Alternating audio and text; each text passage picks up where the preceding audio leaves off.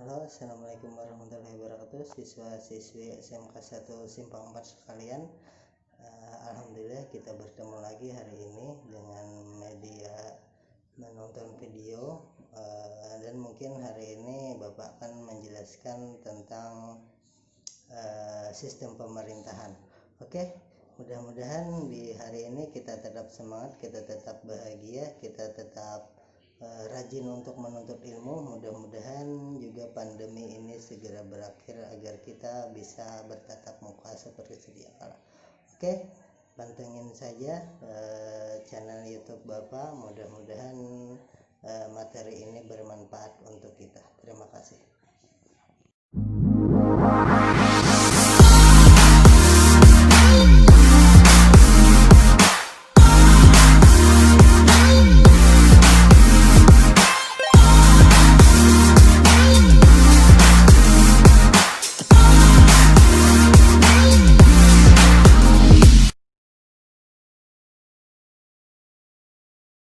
Ya, bismillahirrahmanirrahim. Assalamualaikum warahmatullahi wabarakatuh. Hari ini kita akan membahas bab 4 tentang judulnya, yaitu sistem pemerintahan. Oke, sebelum kita membahas yang namanya sistem pemerintahan, kita alangkah baiknya dulu mengerti atau mengetahui pengertian apa itu sistem pemerintahan. Oke, pengertian sistem pemerintahan adalah sistem yang terdiri dari berbagai macam komponen, di mana tiap-tiap komponen menjadi satu kesatuan yang tidak dapat dipisahkan,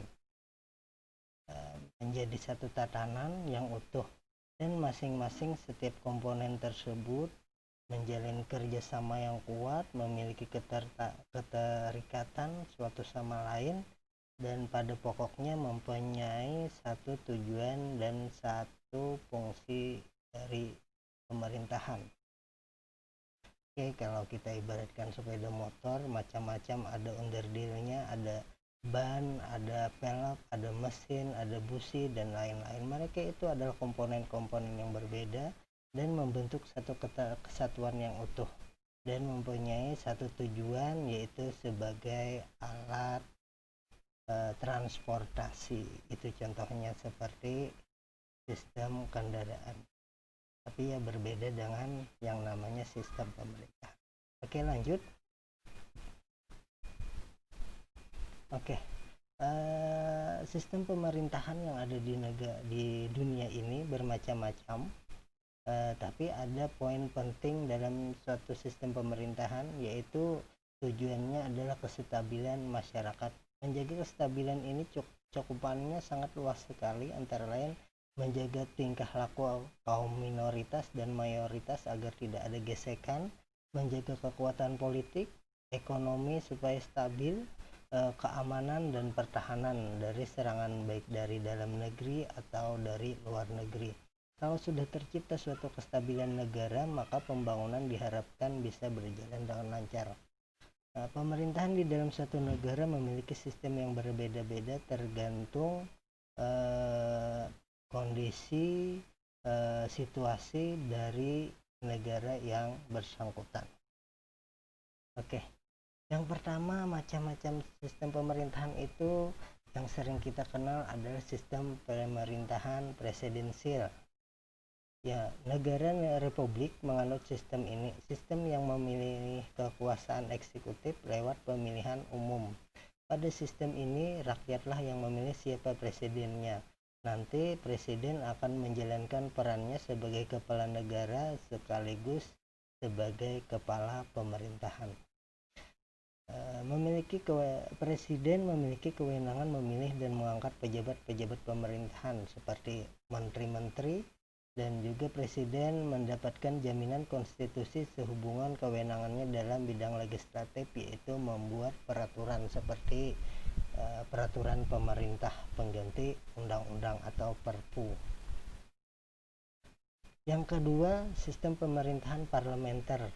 Di sistem ini parlemennya memegang peranan yang sangat penting. Perdana Menteri dipilih dan diangkat oleh parlementer.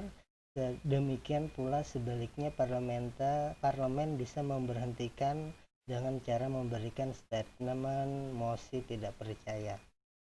Di dalam sistem parlemen ini dimungkinkan ada dua perdana menteri,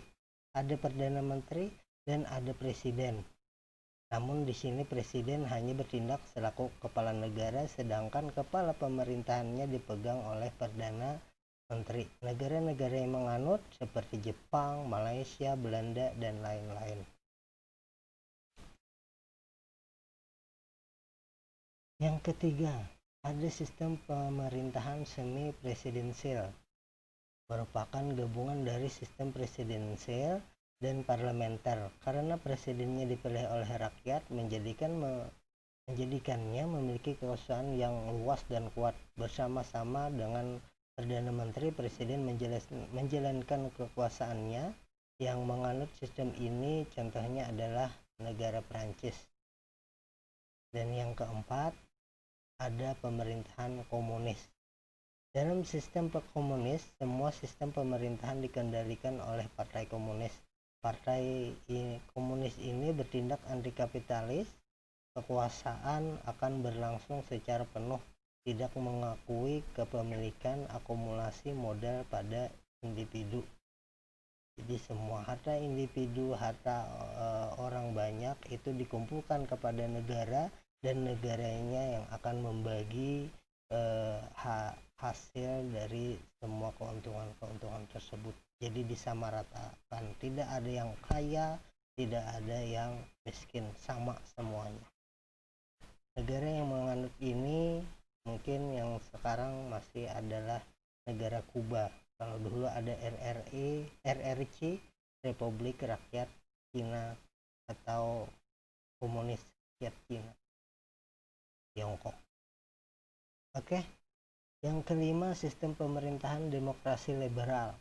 Kebebasan individu sangat ditonjolkan dalam sistem ini. Demokrasi liberal disebut juga dengan demokrasi konstitusional. Individu akan dilindungi hak-haknya oleh undang-undang atau konstitusi. Apapun yang keputusan yang diambil oleh pemerintah jangan sampai melanggar kebebasan individu. Amerika Serikat dan negara-negara persemakmurannya menjalankan sistem ini. Jadi di negara ini hak asasi manusia itu sangat ditonjolkan, sangat diagungkan. Tapi ya seperti kita ketahui, di Amerika Serikat sendiri itu malah HAM bagi orang-orang kulit hitam itu malah seperti dijajah oleh kaum kulit putih. Tapi itu sebagian, karena buktinya beberapa periode yang lalu presidennya itu berasal dari orang yang berkulit hitam.